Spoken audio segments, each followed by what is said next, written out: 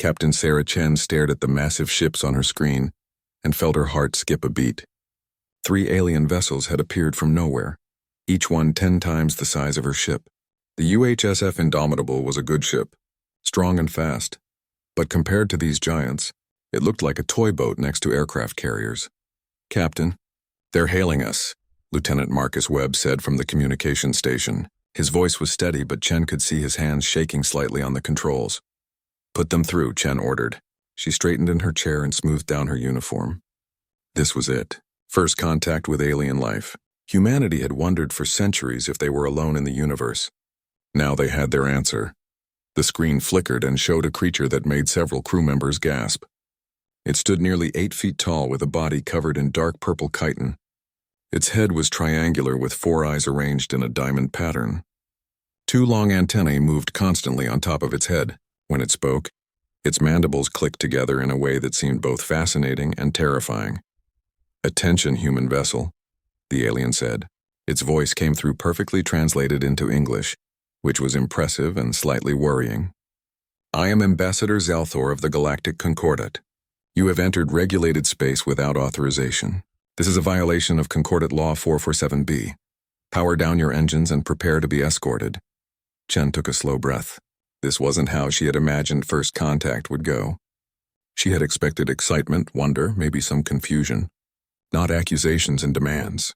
"Ambassador Zalthor, I am Captain Sarah Chen of the United Human Space Federation. We were not aware this space was claimed by anyone. Our star charts show this region as unclaimed territory." Zalthor's antennae twitched in what might have been amusement or irritation. "Your ignorance of galactic law does not exempt you from it. The Concordat has governed this region of space for over 10,000 of your Earth years. All sentient species must submit to Concordat authority upon first contact. This is not negotiable. Submit." Chen felt a cold anger building in her chest. Humanity had spent the last 200 years fighting to build a free and united civilization. They had survived wars, diseases, climate disasters, and near extinction. They hadn't done all that just to bow to the first aliens they met. "Yes, submit," Zalthor continued. "Your species will immediately cease all faster-than-light travel until you have been properly integrated into Concordat society. All human colonies beyond your home system must be abandoned. You will pay reparations for the laws you have already broken. A Concordat Oversight Council will be established on your Earth to ensure compliance." Chen looked around at her bridge crew. She saw shock on some faces, anger on others.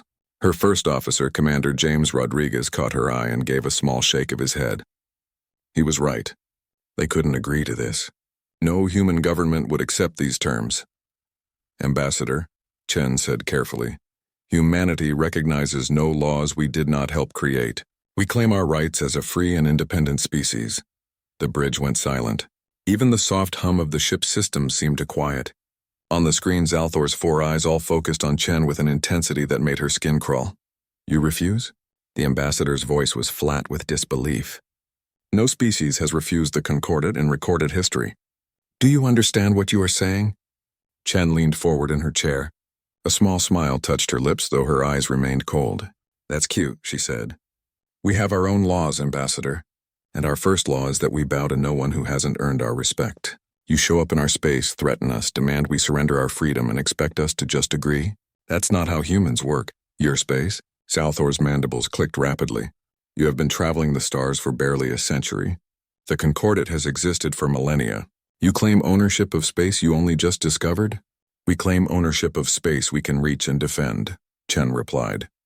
"If your Concordat wanted this territory, you should have put ships here. As for our short time in space, well, we're fast learners. Give us another century and we'll have ships that make yours look old." Zalthor was silent for a long moment. His antennae waved in complex patterns that Chen couldn't interpret. Finally he spoke again, and his voice was different now, colder, more dangerous. "You do not understand the situation, Captain Chen. The Concordat maintains order among 847 different species. We have resources beyond your imagination. We have weapons that could turn your Earth into lifeless dust. We have existed since your ancestors were living in caves, and you think you can simply refuse us?" Chen stood up from her chair. She walked closer to the screen, looking directly at Zalthor's image. "Ambassador, let me tell you something about humans. We evolved on a planet that tried to kill us every single day. Ice ages, volcanic eruptions, diseases, predators bigger and stronger than us. We survived all of it. Then we started killing each other. We fought wars with sticks and stones, then swords and spears, then guns and bombs. We split the atom and nearly destroyed ourselves. But we survived that too. She paused, making sure she had his full attention. We've spent 10,000 years learning how to fight and survive. We're very good at it. So when you come to us with threats and demands, you're not scaring us. You're just making us angry, and you really don't want humans to be angry. This is your final warning, Zalthor said. His voice carried a tone of finality. You have 7 cycles, 14 of your Earth days, to comply with concordant demands. Cease all expansion, recall all colony ships, and prepare for integration. If you refuse, the concordant will take enforcement action. Enforcement action? Chen raised an eyebrow. You mean war? If necessary. Chen crossed her arms and stared at the alien ambassador. Then you'd better bring more ships, Ambassador. A lot more ships. Because if you want to make humanity kneel, you're going to have to break us first. And I promise you, we don't break easy. Zalthor stared at her for a long moment. Then the screen went black. The 3 massive alien ships began to move, their engines glowing with strange blue light. Within minutes, they had jumped back into faster-than-light travel and disappeared. The bridge erupted in nervous chatter. Chen turned to Rodriguez. Get me a secure line to Earth Command. Priority Alpha. Captain, Rodriguez said quietly. Did we just start a war with an alien empire? Chen walked back to her chair and sat down heavily. The weight of what had just happened was settling on her shoulders. Maybe, she admitted. But what choice did we have? They wanted us to surrender before we even had a chance to talk. They wanted us to give up our colonies, our freedom, our right to explore the stars. Would you have agreed to that? Rodriguez shook his head. No, ma'am, never. Neither would I, Chen said. She looked at the star field on the main screen, where the alien ships had been just moments before. Get the crew ready. If they come back, they'll come in force, and we need to make sure Earth knows what's coming. As the Indomitable turned toward home, Chen thought about what she had just done. She had defied an empire that had ruled the galaxy for 10,000 years. She had probably condemned her species to war. But she had also stood up for everything humanity believed in. Freedom wasn't free. It never had been. And if the Concordat thought humans would give it up without a fight, they were about to learn a very painful lesson. The Concordat Council Chamber was a massive dome of crystal and metal that floated above the capital city of Zendara Prime. Inside, representatives from 847 species gathered in a circular arrangement. At the center stood Ambassador Zalthor, his antennae drooping with exhaustion after his long journey. They refused, he said simply. The chamber erupted in confusion. Voices, clicks, whistles, and sounds that human ears could never hear filled the air. Council Speaker Velmora, an elegant being of pure energy contained in a crystalline form, raised one glowing appendage for silence. Explain, Ambassador, Velmora said. Her voice echoed like wind chimes. No species refuses the Concordat. It is not possible. Zalthor replayed the encounter with Captain Chen. The council watched in silence. When Chen said, "That's cute, we have our own laws," several council members made sounds that indicated amusement. When she challenged them to bring more ships, the amusement turned to confusion. They are primitives, said Commander Krell, a massive reptilian creature with scales like armor plates. They have barely left their home system. They threaten the Concordat? This is madness. Perhaps they simply do not understand, suggested Councillor Theron, whose species was known for peaceful diplomacy. They are young. We should send teachers, not threats. We sent protocol, Zalthor replied. Standard first contact procedures. They were given the choice to join peacefully. They chose defiance. Velmora's crystalline form pulsed with thought. What do we know of these humans? A holographic display appeared above the council floor. Data from the Concordat's encounter scrolled past. An intelligence officer, a spider-like creature with 12 eyes, began to speak. Species name? Human. Home world, Earth, a Class 7 death world. Gravity 0.98 standard, which is higher than 73% of known habitable worlds. Atmospheric composition includes unusually high oxygen levels. Climate is unstable with regular ice ages and warming periods. A death world, Krell said with satisfaction. This explains their aggression.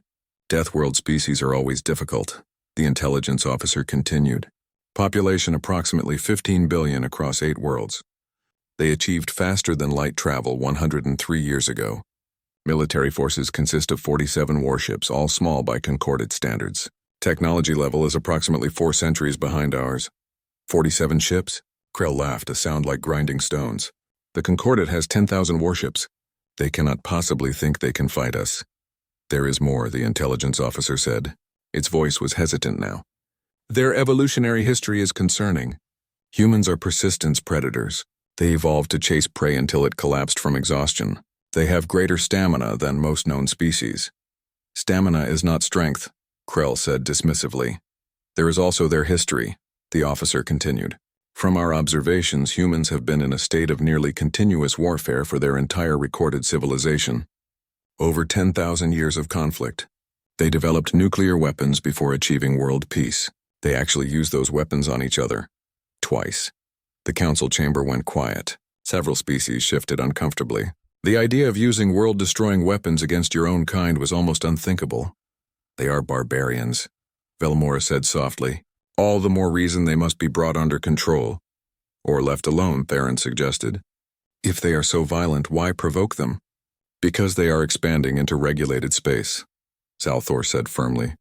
If we allow them to continue unchecked, what message does that send? That the Concordat's laws mean nothing. We cannot show weakness. The debate continued for hours. Finally, Velmora called for a vote. The result was overwhelming. The humans would be given their 14 days to comply. If they refused, an enforcement fleet would be dispatched to force compliance. Meanwhile, on Earth, Captain Chen stood before the United Human Space Federation Assembly. The room was packed with representatives from every nation and colony. She had just finished explaining her encounter with the Concordat. You did what? President Martinez shouted, standing from his seat. You threatened an alien empire? An empire we know nothing about. Do you have any idea what you might have started? I did what any human would do, Chen replied calmly. I refused to surrender our freedom to strangers who demanded it. What would you have had me do? Agree to their terms? Let them shut down our colonies? Let them put an oversight council on Earth to control us? We could have negotiated, said Representative Kim from New Beijing. Found a compromise. They offered no compromise, Chen said. They offered slavery with good manners. Submit or face enforcement. Those were our only choices. Admiral Marcus Webb, Chen's former commanding officer, stood up. The captain did what was necessary. We can debate whether it was wise, but we cannot debate whether it was right. No human government would accept those terms. Not Earth, not the colonies, not anyone. But can we fight them? President Martinez asked. They've been in space for thousands of years. They have 800 species. What do we have? Chen stepped forward. We have 47 warships now. But our shipyards are working at full capacity. We can have 100 ships in 6 months, 200 in a year. We have the entire asteroid belt full of resources. We have 15 billion people ready to fight for their homes. And we have something they don't have. What's that? Martinez asked. Experience in total war, Chen replied. Mr. President, every major nation on Earth has fought wars of survival. We know how to mobilize completely. We know how to turn entire economies into war machines. The Concordat has maintained peace for thousands of years. They've forgotten how to really fight. We never have. The debate raged for 3 days. In the end, the assembly voted. Earth would not submit. They would prepare for war. All across human space, the preparations began. Shipyards that had been building cargo vessels switched to military production. Mining operations doubled their output. Scientists worked around the clock to study the data from Chen's encounter with the alien ships. Looking for weaknesses, military reserves were called up. Civilian ships were registered and their captains given basic military training. On the moon, massive railguns that had been built during the Mars Rebellion were brought back online. Orbital platforms that had been used for construction were equipped with missiles. Every human colony was told to prepare defenses. The 14 days passed quickly. On Earth, in the Central Command Center in Geneva, Chen stood beside President Martinez and Admiral Webb. They watched the screens showing the solar system. They're here, a sensor officer announced. On the screens, 54 massive Concordat warships appeared in the outer solar system. They moved in perfect formation toward Earth, confident and unstoppable. That's a lot of ships, Martinez said quietly. It's not enough, Chen replied. She opened the communications channel. All human vessels, this is Admiral Chen. Remember your training. Remember what we're fighting for. Today the galaxy learns that humanity will not kneel. The Concordat fleet moved closer. Their commander, Admiral Krell, sent a final ultimatum. Humans, this is your last chance. Surrender now or be destroyed. Chen looked at the president. He nodded. This is Admiral Sarah Chen to the Concordat fleet, she said, her voice clear and strong. You came to our home system. You threatened our people. You demanded we give up our freedom. We have one response to that. Come and take it. The moon's surface erupted with fire as hundreds of railguns opened up. Orbital platforms launched missiles. Human ships poured out from behind asteroids and the moons of Jupiter. They were smaller, weaker, older than the Concordat ships. But there were hundreds of them, and they came on like a swarm of angry hornets. The Battle of Saul had begun. Admiral Krell watched in shock as the human fleet attacked. He had expected them to run. Every primitive species ran when faced with superior force. But these humans weren't running. They were charging straight at his ships. All vessels, defensive formation, Krell ordered. Show them what real military power looks like. Fire at will. The Concordat ships opened fire with weapons that could crack planets. Human ships exploded in brilliant flashes. But for every human ship destroyed, 2 more took its place. And they were using tactics Krell had never seen before. Small human fighters flew in erratic patterns that made them nearly impossible to target. Larger ships would pretend to retreat, then suddenly reverse and fire at point-blank range. Some human vessels were nothing but engines and explosives, piloted by volunteers who flew them straight into Concordat shields. What are they doing? Krell's second officer asked in horror. They're killing themselves. They're fighting like cornered animals, Krell said. He watched as a human destroyer, badly damaged and leaking atmosphere, turned and rammed one of his frigates. Both ships exploded in a massive fireball.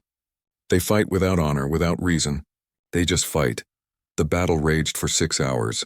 When it finally ended, 31 human ships were destroyed. But 18 Concordat vessels were also gone, and many more were damaged. Krell ordered the retreat. As his fleet jumped away, he sent a message back to the Concordat Council. Send reinforcements. Send many reinforcements. These humans are like nothing we have ever faced. 3 months after the Battle of Saul, Admiral Krell stood in the Concordat war room studying holographic maps of human space. His scales were dull with stress and his eyes were tired. The war was not going as anyone had expected. Another convoy lost, his intelligence officer reported. The humans hit it near the Barnard system. They used the same tactic as before. Small, fast ships strike hard, disappear before reinforcements arrive. Krell slammed his fist on the table. How are they doing this? We have better ships, better weapons, better technology. We should be crushing them. Because they don't fight the way we do, said Strategic Advisor Melon, a floating creature of pure thought. Her voice echoed directly in everyone's minds. Every Concordat species follows the codes of warfare. We fight with honor, we avoid civilian casualties, we allow surrenders, we follow rules. Humans have no such codes. They're savages, Krell growled. They're effective, Melon corrected. Let me show you what we've learned. The holographic display changed to show battle footage. Krell watched as human ships performed maneuvers no trained pilot would attempt. They used gravitational slingshots around planets to gain impossible speeds. They hid in asteroid fields and comet tails. They rigged damaged ships to explode when Concordat forces came to investigate. They used kamikaze tactics, Melon continued. Suicide attacks were banned by the Concordat 8,000 years ago. Humans use them regularly. Here. The display showed a human freighter ramming a Concordat battleship at full speed. The explosion took out both vessels and damaged 3 others. The pilot's last words were recorded, Melon said. He said, "Remember the Alamo." We researched this phrase. It refers to an ancient human battle where vastly outnumbered defenders fought to the death against impossible odds. They use it as a rallying cry. Madness, Krell whispered. Tactically sound madness, Melon replied. 1 small ship for 1 large ship is a trade humans will make every time. They can build ships faster than we can. They're converting civilian infrastructure to military production at a rate we didn't think was possible. 6 months ago, they had 47 warships. Today they have 160. Krell stared at the numbers. That's impossible. Where are they getting the resources? From everywhere, Melon answered. They've militarized their entire civilization. Every human is contributing to the war effort. They've mined their asteroid belt so heavily that some asteroids no longer exist. They're using civilian volunteers to pilot military ships. Children are building ammunition in factories. Their entire species has become a military machine. Another officer entered the war room. "Sir, we've completed the analysis you requested on human biology." "Tell me," Krell ordered. "Humans evolved as persistence hunters on a high-gravity world," the officer began. "They can run for hours without stopping. They can survive injuries that would kill most species. They can adapt to almost any environment. But there's something else. Something in their psychology." The officer displayed brain scans. "Humans have an unusual stress response. Most species, when faced with overwhelming danger, will flee or freeze. Humans have a third option. They attack. Their bodies flood with adrenaline and they become stronger, faster, and they feel less pain. They literally become more dangerous when they're losing." Krell felt a cold fear settling in his stomach. "What are you saying?" "I'm saying we're fighting a species that's been honed by evolution and history to never give up. They've survived ice ages, plagues, predators, and each other. Every time something tried to kill them, they adapted and came back stronger. And now we're trying to kill them." The war room was silent.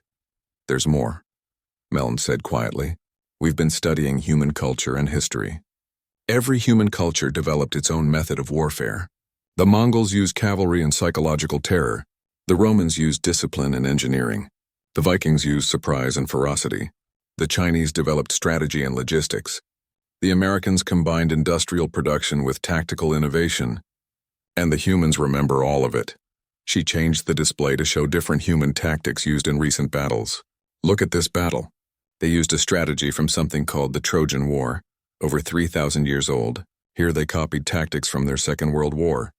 Here they adapted strategies from ancient naval combat. They have 10,000 years of military history to draw from, and they use all of it." "What do you recommend?" Krell asked. "Negotiation," Melon said immediately. "This war is unwinnable." "Unwinnable?" Krell's voice was dangerous. "We have 10,000 ships. They have barely 200. And in 6 more months they'll have 400, Melon replied. "Then 800, then more. Admiral, they're not trying to defeat us in battle. They're trying to outlast us. They'll trade losses, take casualties, lose planets if they have to, but they won't stop. Ever. Can you say the same about the Concordate?" Krell couldn't answer. Already several Concordate species were questioning the war. The peaceful Thalarians had lost 3 ships and were demanding to know why they were fighting. The logical Zenthians had calculated the resource cost and declared the war economically unsustainable. The Concordate was starting to fracture. Meanwhile, on Earth, Admiral Chen reviewed the latest intelligence reports in her command center. The war was brutal, but they were holding, just barely. "Admiral, we've lost the colony on Kepler 442, Commander Rodriguez reported. Concordate forces hit it hard. Civilian casualties are high." Chen closed her eyes. Every loss hurt. Every name on the casualty lists was someone's child, parent, friend. But they couldn't stop. "Pull back our forces to defensive positions. Send relief ships." "There's also good news," Rodriguez continued. "Our new ship design is ready. The Beijing-class heavy cruiser. It's smaller than their battleships but faster and more maneuverable. And we can build 3 of them for the cost of 1 old destroyer. How many can we have in the next month?" 25 if we push production," Chen nodded. "Do it, and I have an idea. The Concordate keeps sending their fleets in predictable patterns. They announce their movements, follow strict formation protocols. They're fighting by rules." "We could exploit that," Rodriguez said, understanding immediately. "Exactly. Get me our best tactical teams. We're going to plan something the Concordate won't see coming." 2 weeks later, Admiral Chen led a small fleet deep into Concordate space. Intelligence had identified the location of their regional headquarters, a massive space station called Zendara Outpost. It was heavily defended, supposedly impregnable. Chen's fleet didn't attack. Instead, they broadcast a message requesting a meeting with the Concordate Council. Then they waited. Inside the outpost, Ambassador Zalthor received the message with surprise. "They want to negotiate?" "It could be a trick," Krell warned. "He was at the outpost to coordinate military operations. Or it could be a genuine peace offering," Counselor Theron said hopefully. "Perhaps they've realized they cannot win." "Let's hear what they have to say," Zalthor decided. The communication channel opened. Admiral Chen appeared on screen, and Zalthor was struck by how tired she looked. This war was costing both sides dearly. Ambassador Zalthor, Chen said, "Thank you for taking my call. I wanted to show you something. A presentation about humanity. I think there's been a misunderstanding between our peoples." "A presentation?" Krell said with disdain. "We're at war and you want to show us a presentation?" "Humor me," Chen replied. "If after watching it you still want to fight, we'll fight. But I think you should see this first." The presentation began. It showed Earth's history, but not the way the Concordate's intelligence had reported it.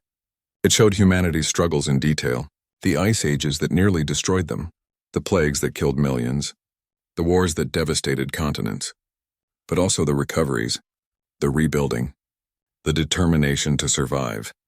It showed human art, music, literature. It showed acts of incredible sacrifice and courage. It showed a species that had faced extinction dozens of times and refused to die. Then it showed the recent war. Human casualties, destroyed colonies, civilian deaths, but also human shipyards working around the clock, new ships being launched every day, volunteers lining up to join the fight. The final image was a simple graph. On one side, the Concordate's current military strength. On the other, projected human military strength over time. The lines crossed in 18 months. After that, humanity would have more ships than the entire Concordate.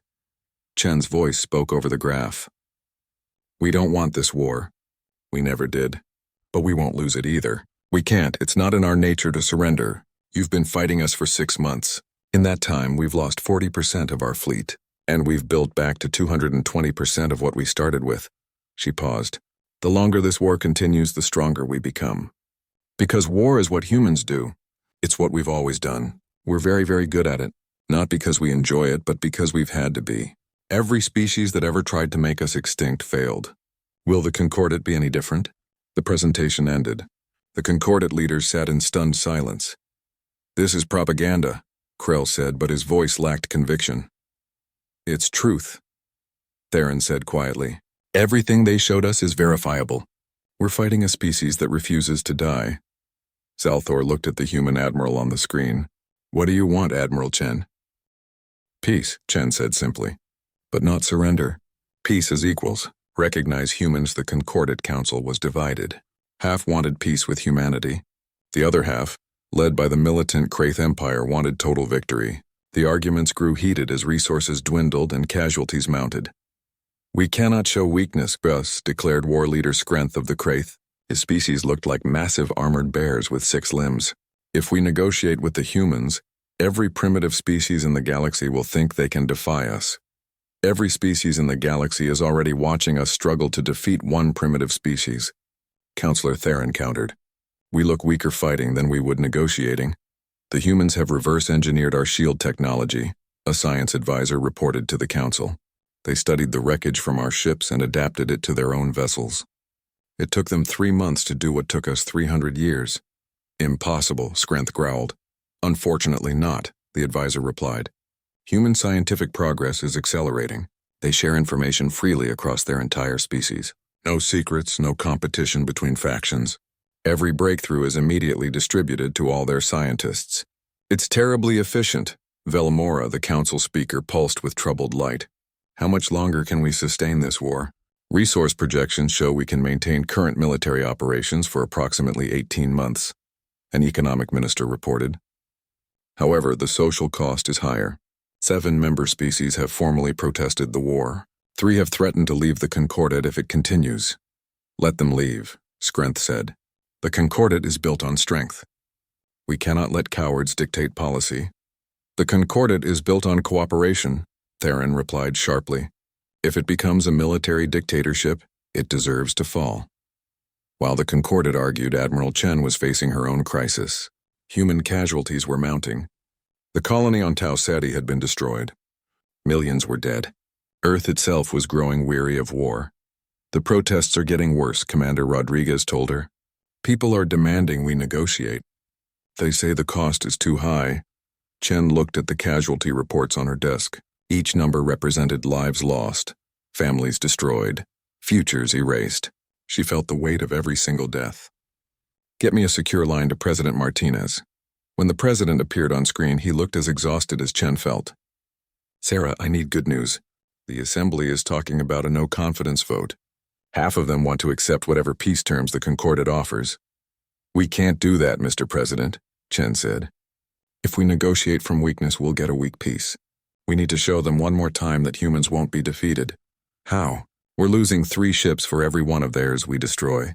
Our colonies are being evacuated. Earth's orbital defenses are at 60% capacity. What can we possibly do to change their minds? Chen leaned forward. We hit them where they don't expect it. We show them that nowhere is safe. Not even their capital. Martinez stared at her. You want to attack Zendara Prime? Their homeworld? Sarah, that's suicide. It's a statement, Chen corrected. We don't have to win. We just have to get there. Show them that human ships can reach their most protected planet. Make them understand that this war will never end unless they agree to real peace. And if you fail, if your fleet is destroyed, then you negotiate from our failure, Chen said quietly. But at least we'll have tried everything. At least we'll know we didn't give up. Martinez was silent for a long moment. How many ships do you need? 50 of our fastest vessels. Volunteers only. This is going to be dangerous. You'll have them, Martinez said. Chen, come back alive. Humanity needs heroes like you. 1 week later, 50 human ships gathered at a secret location near the edge of Concordat space. Admiral Chen addressed the crews over the communications network. Everyone here volunteered for this mission knowing the risks. We're going to jump deep into Concordat territory, past dozens of their patrol routes, past their defense networks. We're going to appear in orbit around Zendara Prime, and we're going to send a message. She paused. We're not going to fire on civilians. We're not going to destroy cities. That's not who we are, but we're going to show them that if humans can reach their capital, we can reach anywhere. And if they continue this war, nowhere will be safe. The fleet jumped. They used a new navigation technique that human scientists had developed, jumping in short, rapid bursts that were harder to track than traditional FTL travel. It was dangerous and required perfect timing, but it worked. Alarms screamed across Zendara Prime as 50 human warships appeared in orbit. The planet's defenses activated immediately, but Chen's fleet made no aggressive moves. Instead, they broadcast a message on all frequencies. People of the Concordat, this is Admiral Sarah Chen of humanity. We did not come here to harm you. We came to deliver a message. Your leaders started this war by demanding our surrender. We refused. They sent fleets to make us kneel. We fought back. They thought we would break. We didn't. The human ships maintained a defensive formation as Concordat defense forces scrambled to respond. Chen continued her broadcast. We've been at war for 9 months now.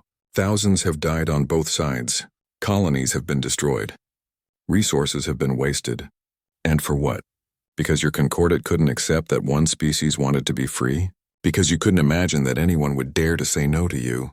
Concordat warships were arriving now, surrounding the human fleet. Chen knew they had minutes at most. Look at your sensors. See our ships in orbit around your capital world. If we wanted to hurt you, we could. But we're not monsters. We're just people who want to live free. We came here to prove that this war cannot be won by force. Human ships can reach anywhere. Human determination cannot be broken. Human ingenuity cannot be stopped. She took a breath. The Concordat has a choice. Continue this war until both our civilizations are exhausted, or make peace with us as equals. Recognize our sovereignty. Let us govern ourselves. In return, we offer friendship and cooperation. We could accomplish so much together. Or we can keep killing each other until there's nothing left worth fighting for. The Concordat fleet opened fire. Chen's ships dodged and weaved through the defensive barrage. 3 human vessels were hit and destroyed immediately. The rest scattered, each jumping to a different random location in Concordat space before jumping again back toward human territory. 27 ships made it home. 23 were lost. Admiral Chen's flagship, badly damaged, barely made it back to Earth. But the message had been delivered, and it had been broadcast not just to military channels, but to civilian networks across the Concordat. Billions of Concordat citizens had heard Chen's words. They had seen human ships appear above their capital world. They had seen that the war was not going as their leaders claimed. The political fallout was immediate and dramatic. Protests erupted on Concordat worlds. The peaceful species, led by the Thalarians, demanded an immediate ceasefire. Even some of the warrior species admitted grudging respect for the human raid. They could have attacked civilian targets, one Kraith general admitted. They didn't. They came to their enemy's capital to talk, not to kill. There is honor in that. In the Concordat Council, the balance of power shifted. War leader Skrenth and the Kraith hardliners were losing support. Too many resources had been spent. Too many lives lost. And the raid on Zendara Prime had proven Chen's point. If the war continued, it would spread to every Concordat world. But the Kraith refused to accept defeat. Skrenth gathered his supporters and made a decision that would shock the galaxy. If the Concordat Council wouldn't authorize total war, the Kraith would wage it themselves. "We will destroy Earth," Skrenth announced to his war council. "Not just defeat it. Destroy it completely. Turn their home world into dust. Make an example that will echo across the galaxy for 10,000 years. Then these humans will understand their place." His officers were shocked. "War leader, that violates every law of warfare. The Concordat will never approve." "Then we act without approval," Skrenth said coldly. "The Kraith Empire has power independent of the Concordat. We have ships, weapons, and the will to use them. The other species have grown weak and afraid. We will remind the galaxy what strength truly means." Intelligence reports reached Earth within days. A Kraith battle fleet was gathering. 200 ships, the largest battle group the Kraith had ever assembled. And they were heading straight for the Saul system. President Martinez called an emergency meeting. "They're coming to destroy Earth itself, not conquer it. Destroy it. Every analysis says the same thing. They're going to try to crack our planet." The room was silent with horror. "How long do we have?" Chen asked. 4 days until they reach our outer defenses.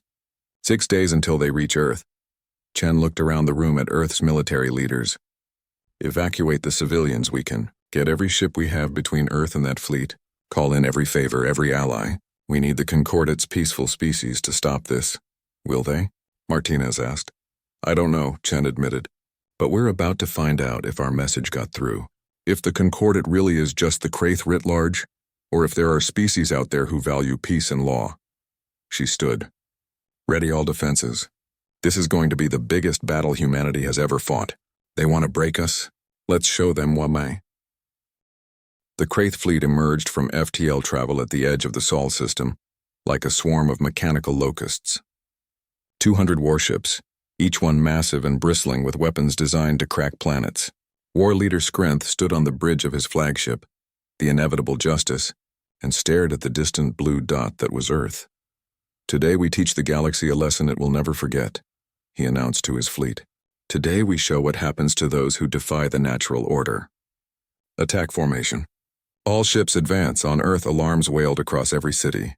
In Geneva, Admiral Chen stood in the command center watching the sensor displays. The Kraith fleet was larger than anything humanity had ever faced. Every calculation showed the same result. Earth would fall. "All civilian evacuation ships launch now," she ordered. "Get as many people off-world as possible. Everyone else, battle stations." Around Earth, humanity's defenders gathered. 147 warships, every vessel Earth could spare. It wasn't enough. Not even close. But they would fight anyway. Commander Rodriguez stood beside Chen. "Admiral, we have a message coming in. It's from the Concordat Council, specifically from the Thalarians." "Put it through," Chen said.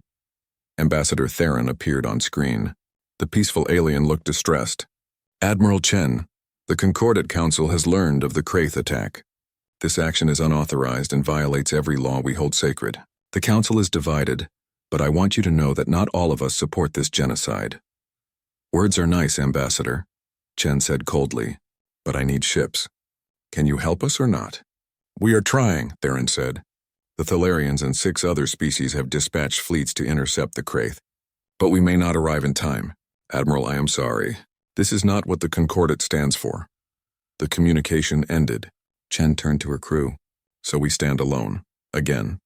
Seems to be a human tradition." She opened a channel to the entire human fleet. "This is Admiral Chen to all ships. The Kraith are coming to destroy our home. Our families are on that planet. Our children. Our history. Everything humanity has built and everything we hope to become. They think they can erase us." She paused, choosing her words carefully. "Every one of you volunteered to be here. Every one of you knows the odds. We're probably going to die today, but we're going to die making sure they never forget us. We're going to hurt them so badly that the galaxy will remember. Earth doesn't fall without a fight. Humanity doesn't end quietly. Are you with me? The response came from 147 ships. Every captain, every crew member shouting the same word. Yes. Then let's show them what humans are made of, Chen said. All ships, attack speed. Target their flagship. If we're going down, we're taking their leader with us. The human fleet surged forward to meet the Kraith Armada. They were outnumbered, outgunned, and facing certain death. So they did what humans always do in impossible situations. They attacked. The battle was chaos from the first moment. Human ships flew in patterns that seemed suicidal, weaving through Kraith fire with desperate skill. They used every trick they had learned in 9 months of war. Kamikaze drones, false retreats, coordinated strikes on single targets. Nothing that would win the battle, but everything that would make the enemy pay. On Earth, civilian defense volunteers manned planetary weapons. Retired military personnel came out of retirement. Teenagers who had lied about their age to join the defense forces took positions at stations designed for experienced soldiers. Anyone who could hold a weapon or operate a console stood ready. In New York, a mother hugged her children and told them everything would be okay. In Tokyo, an old man who remembered the last time Earth faced extinction watched the sky and prayed.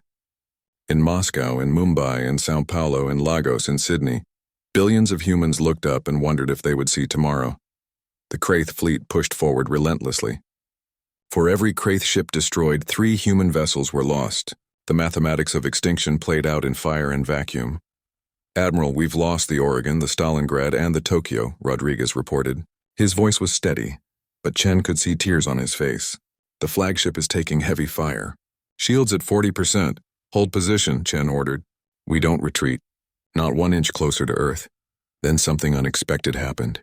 New ships appeared on sensors. Not human ships. Not Kraith either. These were Thalarian vessels, their elegant designs unmistakable.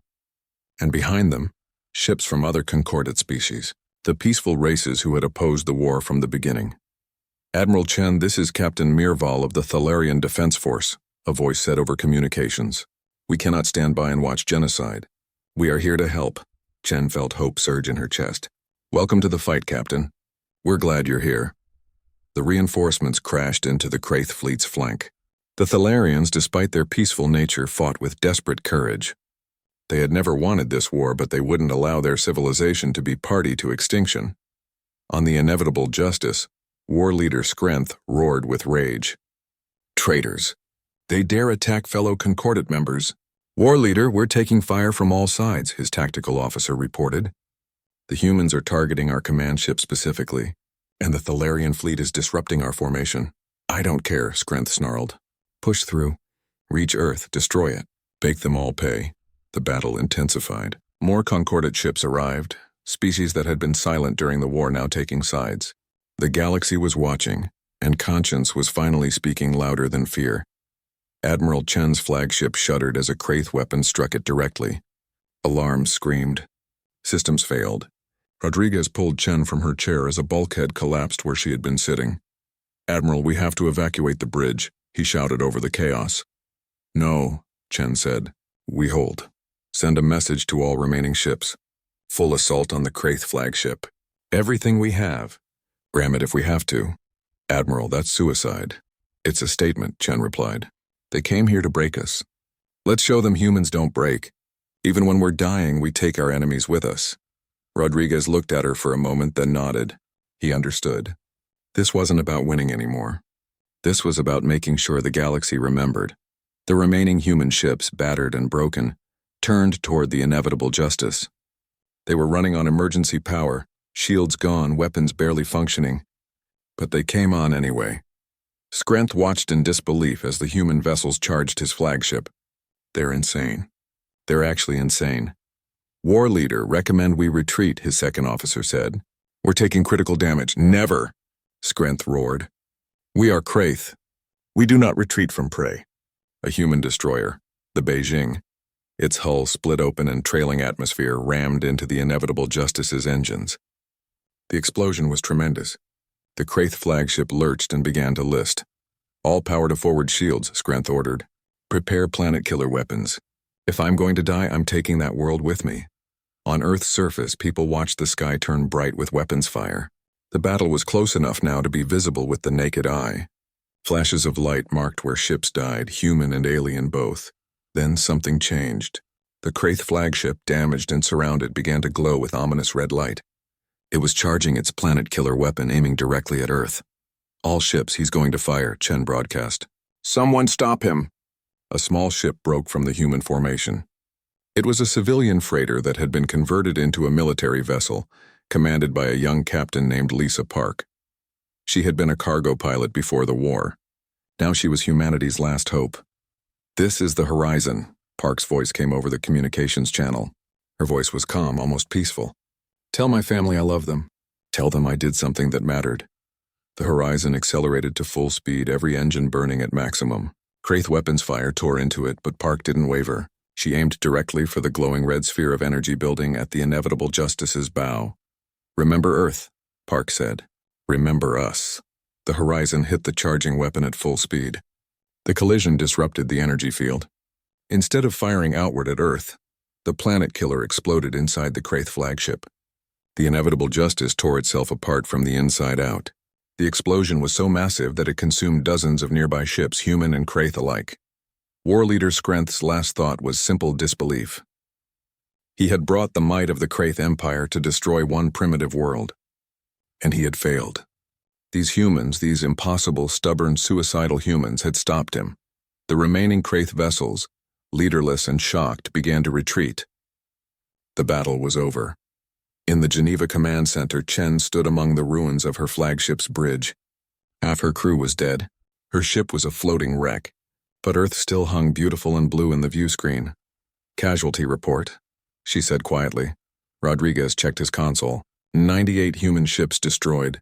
41,000 dead. "But Earth is safe, Admiral. We held." Chen closed her eyes and felt tears run down her face. So many dead. So many sacrifices. Captain Park, Lieutenant Webb. The crew of the Alamo. Thousands of names she would never forget. "Admiral, incoming communication from Ambassador Zalthor," Rodriguez said.